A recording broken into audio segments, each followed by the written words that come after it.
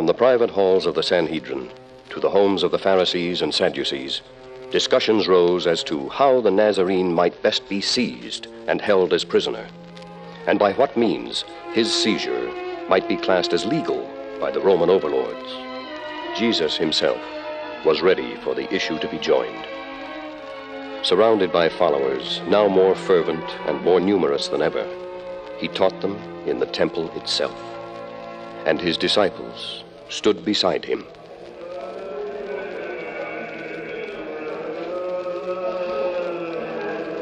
What things soever ye desire when ye pray, believe that ye receive them, and ye shall have them. And when ye stand praying, forgive if ye have aught against any, that your Father also which is in heaven may forgive you your trespasses. But if ye do not forgive, neither will your Father which is in heaven forgive you your trespasses.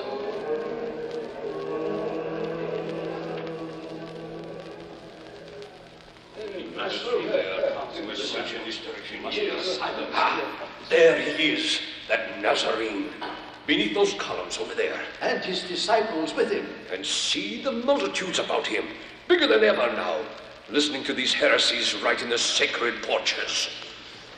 Just come closer. Master, it is the chief priests who approach thee now. And some of the elders of the people. Here is one of the rulers of the Jews who hath stepped through the crowd to speak to thee. By what authority dost thou these things? And who gave thee this authority? I also will ask you one thing, which if ye tell me, I in likewise will tell you by what authority I do these things. The baptism of John, whence was it? From heaven or of men? Or of men?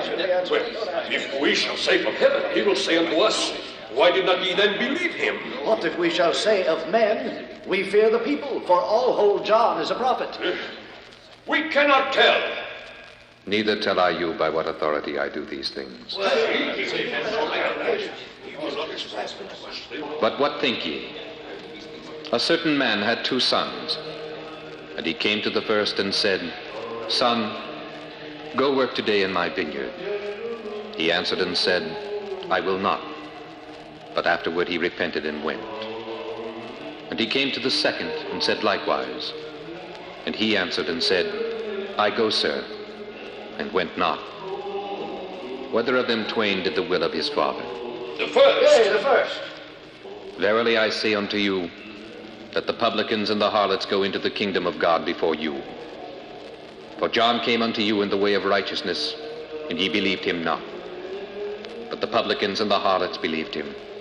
And ye, when ye had seen it, repented not afterward, that ye might believe him.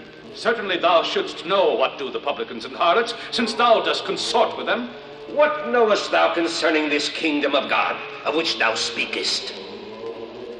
There was a certain householder, which planted a vineyard, and hedged it round about, and digged a winepress in it, and built a tower, and let it out to husbandmen, and went into a far country.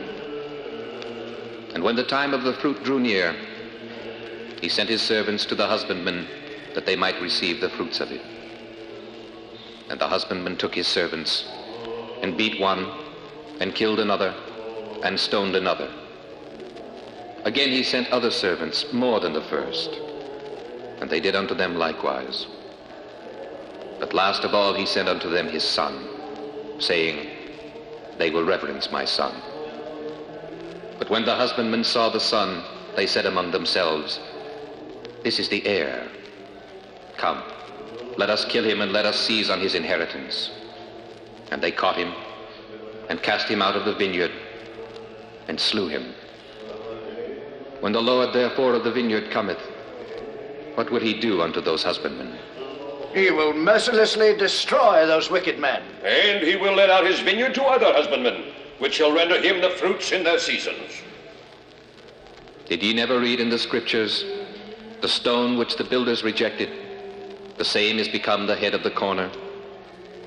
This is the Lord's doing, and it is marvelous in our eyes.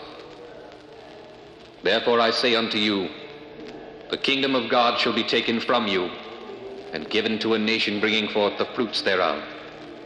And whosoever shall fall on this stone shall be broken, but on whomsoever it shall fall, it will grind him to powder.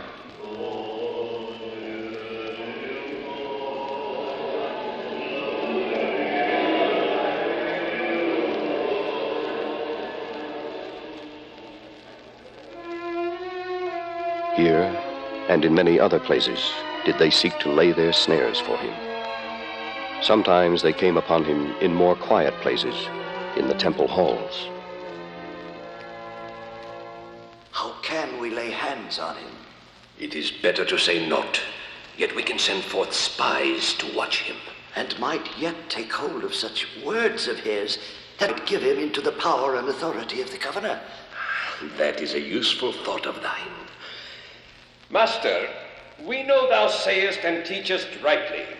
Is it lawful for us to give tribute unto Caesar, or no? Why tempt ye me? Show me a penny. Whose image and superscription hath it? Caesar. Render therefore unto Caesar the things which be Caesar's, and unto God the things which be God's.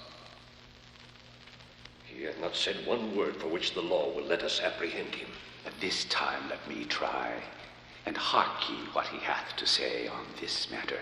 Say on, then. Master, Moses wrote unto us, if any man's brother die, having a wife, and he die without children, that his brother should take his wife and raise up seed unto his brother. There were, therefore, 7 brethren. And the first took a wife and died without children. And the second took her to wife and died childless. And the third took her, and in like manner the 7 also, and they left no children and died. Last of all, the woman died also. Therefore, in the resurrection, whose wife of them is she? For 7 had her to wife. The children of this world marry, and are given in marriage. But they which shall be accounted worthy to obtain that world and the resurrection from the dead, neither marry nor are given in marriage. Neither can they die any more, for they are equal unto the angels, and are the children of God, being the children of the resurrection.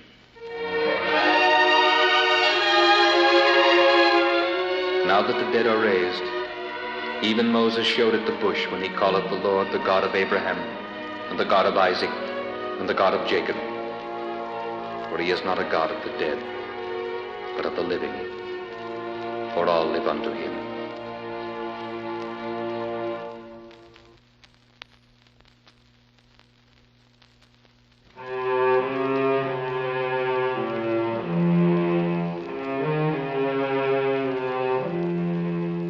The attempt to seize Jesus in the temple had failed. Now, the evil purpose of the elders of the Jews went underground. Sharp eyes were set to watch with greater vigilance. Sharp ears were set to listen more acutely. And a watchful calm set now upon the Master and his disciples.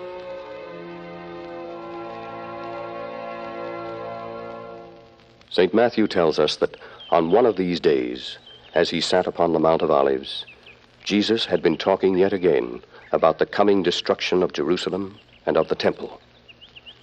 And his disciples came unto him privately, saying, Tell us, when shall these things be, Master?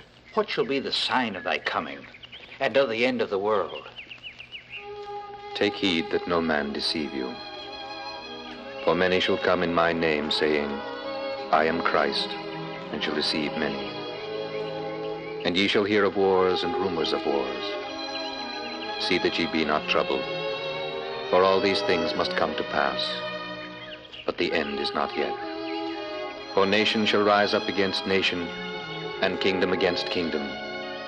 And there shall be famines and pestilences, and earthquakes in divers places. Then shall they deliver you up to be afflicted, and shall kill you, and ye shall be hated of all nations for my name's sake. And many false prophets shall rise, and shall deceive many. And because iniquity shall abound, the love of many shall wax cold.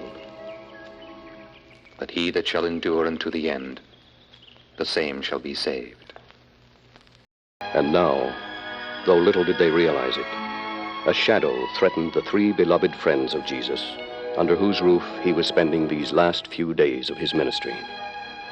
Before the Feast of the Unleavened Bread should compel observance of strict Jewish ritual, the faithful Martha made a supper in her house for the Master.